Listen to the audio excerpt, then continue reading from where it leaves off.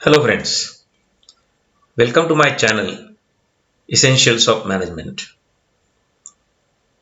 Now we are continuing with the series of philosophy, ponderings and practices of safety. Now we will discuss discourse 5. We'll have the discourse 5 in which we will discuss axioms of industrial safety by Heinrich. So Heinrich has given around 10 axioms or principles of safety. We'll look into it one by one. The first axiom is the occurrence of an injury invariably results from a completed sequence of factors.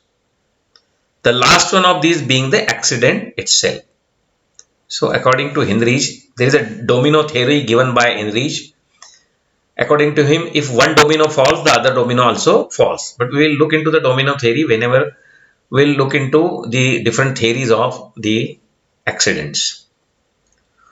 So according to him, it is a sequence of factors, one after another, the factors, realize, and so ultimately it culminates into accident. The accident in turn is invariably caused or permitted directly by the unsafe act of a person and or a mechanical or physical hazard.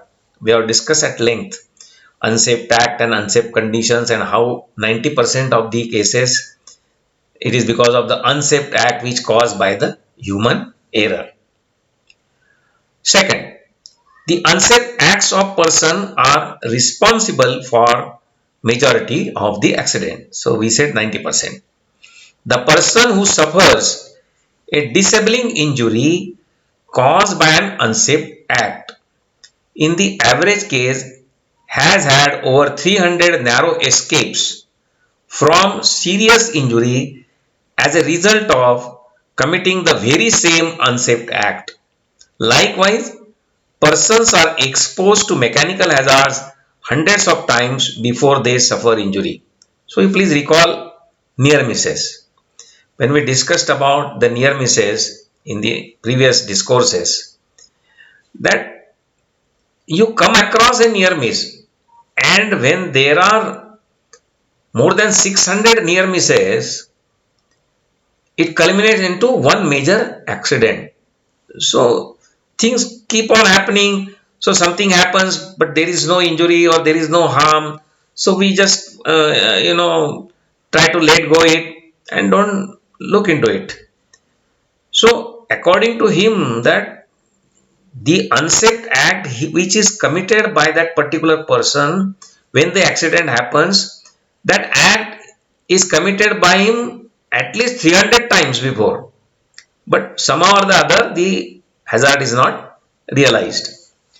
The severity of injury is fortuitous, but the occurrence of accident that results in injury is largely preventable. So he says, if the accident takes place, whatever be the consequence of the accident or the severity of the accident, we can't tell about that.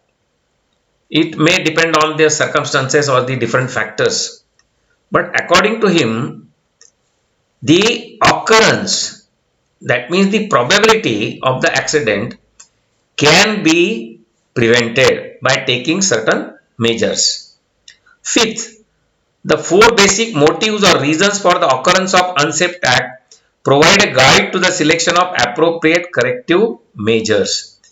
So you have to find out why the unsafe act has committed, whether it is because of the attitude, that is, you can say greed, envy, or I know everything attitude, or taking shortcuts and so on, or whether it is the case that he is unskilled, that person does not know how to work, or thirdly, it may be the case that he has got some physical or mental problem. Okay, so what is the cause of the unsafe act? By knowing the unsafe act, why the unsafe act has taken place, we can take the proper remedial action.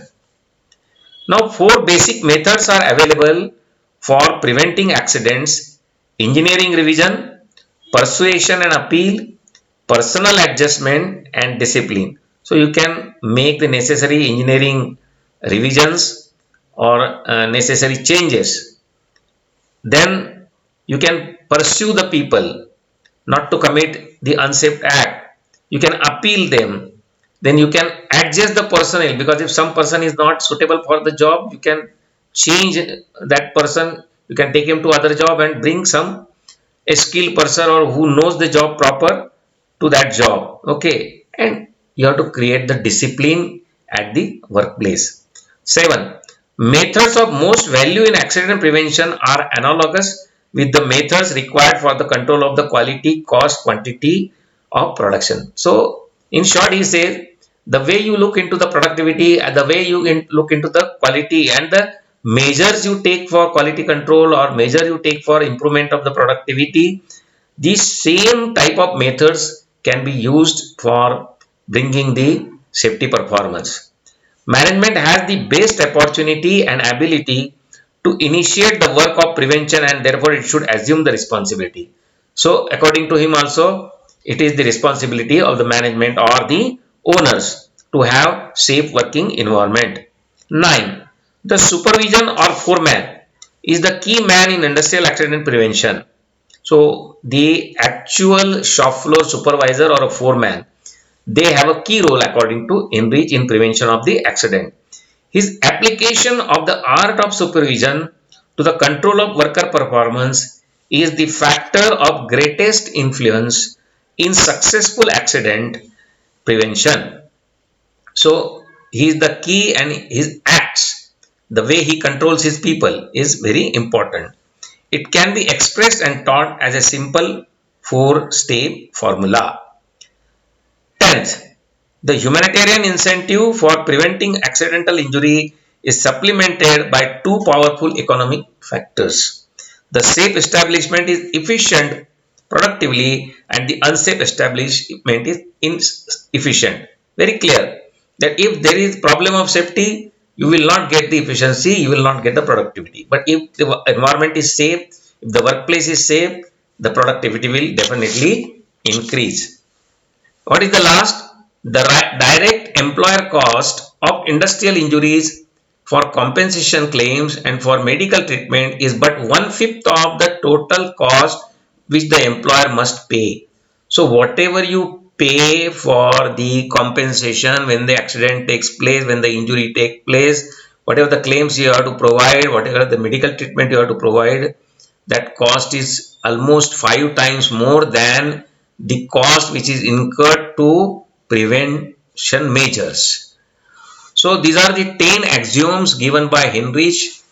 You can call them as the principles of safety, and Heinrich has laid the foundation of industrial safety management as such.